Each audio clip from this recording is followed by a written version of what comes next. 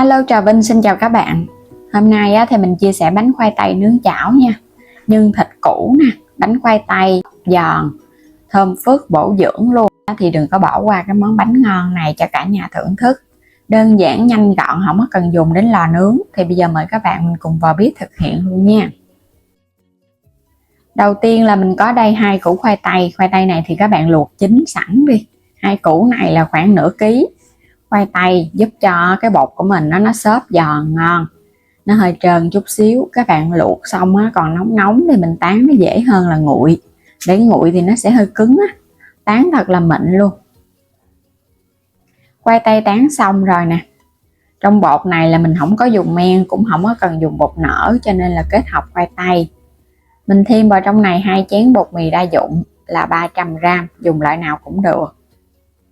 Thêm vô muỗng canh đường cho vỏ bột nó đậm đà hơn, chút xíu muối nữa nha, cho nó ngon. Rồi trộn đều lên cái. Khoai tây thì các bạn luộc lên nó khô ráo thì mình trộn vào trong bột nó sẽ hút được nhiều nước. Còn các bạn hấp hoặc là luộc mà nó còn hơi ẩm nước thì chút cái lượng nước nó sẽ ít hơn. Thì mình cho trước vào trong này là 200ml đi. Nếu như có khô thì mình thêm, chứ đừng có cho nhiều quá một lần, nó lỡ nó nhão mất công mình phải thêm bột khô vô nữa. Trộn đều qua cái. Mình thấy có khô khô á, thấy nó chưa có hút hết phần bột nè, thì các bạn cho thêm chút xíu nước nữa. Cứ cho đại đi, không có cần phải chính xác đâu. Mình cho vô từ từ, mình trộn sao mà thấy cái cục bột của mình nó ẩm, nó mềm, chứ đừng có cứng. Nó cứng là chút ra cái bánh nó sẽ không được ngon. Vậy là được rồi đó.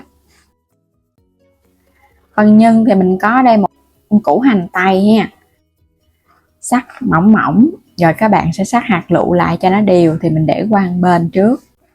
Một củ cà rốt nữa, mình cũng sắc lát ra mỏng mỏng, nhưng mình chỉ làm đơn giản vậy thôi à. Cà rốt và hành tây sắc hạt lựu lại cho nó nhuyễn nhuyễn nha, cho vào trong nhân nó mới đều, nó ngon hơn. Đừng có sắc to quá, nó chín không kịp nữa đó. Cho dầu vào chảo làm nóng trước một cái, rồi các bạn cho hành tây vô. Mình xào lửa lớn cho nó săn, nó dậy mùi thơm lên. Rồi mình sẽ thêm vào đây 200g thịt nạc xay. Xào đều lên với lửa lớn cho nó đừng có bị chảy nước phần nhân á. Rồi tiếp theo thì các bạn sẽ cho cà rốt vô luôn. Một củ cà rốt là phần nhân bánh này nó vừa hả, đừng có nhiều quá nó bị dư á. Mình làm nhân này cho một cái bánh. Rồi xào đều lên chút xíu cho nó săn, nó thơm, nó dậy mùi lên chút. Mình sẽ nêm vào trong này muỗng canh đường đi cho nó đậm đà, muỗng cà phê hạt nêm, muỗng canh dầu hào. Rồi xào đều lên cái. Phần nhân nó phải khô khô ha, nó mới ngon, chứ các bạn làm mà nó bị ẩm ướt quá là vô bánh nó nhão. Cuối cùng là chút xíu tiêu xay nữa cho nó thơm nhân nè. Hành lá sắc nhỏ cũng cho vô luôn. Nhân này là nó cũng đã chín một phần rồi, chút nữa mình nướng bánh lên nữa là nó chín thêm. Cái chảo này là cái chảo 22, mình sẽ cho dầu ở dưới một ít thôi, rồi cái cho bột lên vàng. Cái cục bột hồi nãy là sẽ chia làm 2 phần, một phần ở dưới đáy, một phần ở trên mặt, còn phần nhân thì ở giữa. Chảo vậy là nó vừa với cái phần bột và bánh nhân vậy luôn. Còn nếu mà các bạn làm chảo nhỏ hơn, có thể làm được 2 cái bánh. Nhân thì cho hết toàn bộ vô luôn, dàn nó ra cho nó phủ đều hết cái mặt bột, thì chút các bạn cắt bánh ra nó mới đều nhân đều bột. Lớp bột còn lại thì mình cho lên trên mặt, cũng dàn mỏng ra. Nhớ là để lửa thiệt là nhỏ ha, mình nướng bằng bếp ga, để lửa nhỏ thôi cho bánh nó chín đều, bột nó mới chín kỹ, chứ không thôi các bạn để lửa lớn quá là nó bị khét. Dàn mỏng ra xong rồi nè, bây giờ đậy nắp lại cho nó có hơi nó mới chín, chứ các bạn không đậy nắp nó chín có một mặt ở bên dưới à. Mình nướng cái bánh này khoảng 15 phút với lửa nhỏ. Thì trong thời gian nướng các bạn nhớ kiểm tra nha, xem cái đế bánh nó vàng chưa, chứ cứ để nướng hoài là nó bị cháy khét xung quanh, mà ở trên thì nó còn sống. Và nhớ mình xay cái chảo đều đều để cho nó tiếp xúc đều cái mặt lửa, thì bánh nó mới chín đều ngon.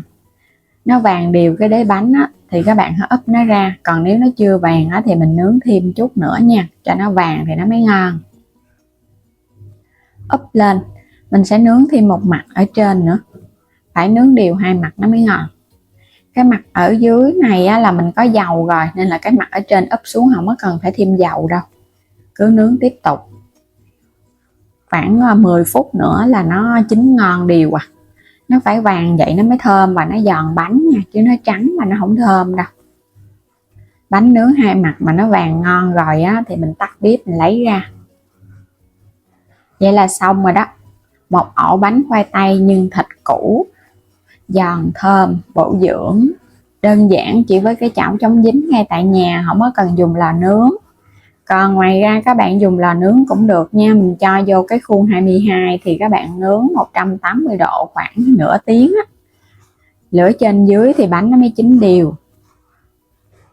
Bánh ở bên trên này giòn rụm luôn nè, mặt trên mặt dưới thì cũng giòn hết á, hai mặt đều á, có tiếp xúc với dầu, nó giòn mà nó thơm lắm.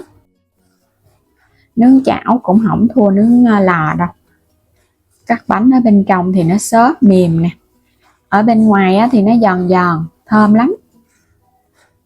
Bánh có khoai tây á, thì bổ dưỡng ngon này, bột nó cũng không cứng nữa, mà đặc biệt á, là mình không có cần dùng đến men nở, cái lớp bột của mình nó vẫn xốp ngon giống như dùng men vậy đó. Đây nhìn cái bánh ngon quá ha. Một bữa sáng tiện lợi với bánh khoai tây bổ dưỡng ngon lành luôn. Ngoài thịt heo các bạn cũng có thể kết hợp thịt bò và cà rốt cũng ngon luôn, hành tây xào cùng cũng ngon, hoặc là tôm cũng ngon nữa.